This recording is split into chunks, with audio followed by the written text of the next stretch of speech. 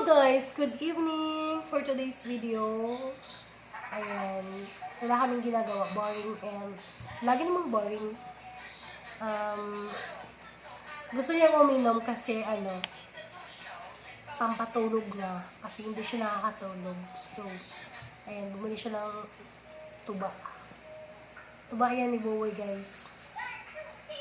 Alam niyo ba guys na bata pa lang kami, umiinom na kami ng tuba. Siguro, elementary pa kami. Kasi, tuwing papasok kami sa school, may dala kaming tuba. Pero hindi namin dinadala sa school, binibenta namin yung tuba. Hinahatid namin dun sa sukay namin bago kami papasok sa school. Ayan. Ganun yung life namin na elementary.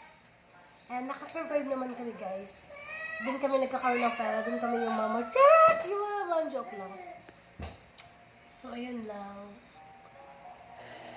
Lasing na. Hubog na yung kapatid ko, guys. Tinungga ba naman niya yung isang red horse? Siya lang talaga uminom yan kasi hindi daw siya nakakatulog. Dati, yan talaga yung pampatulog ko. Eh, ngayon, nakakatulog na ako medyo.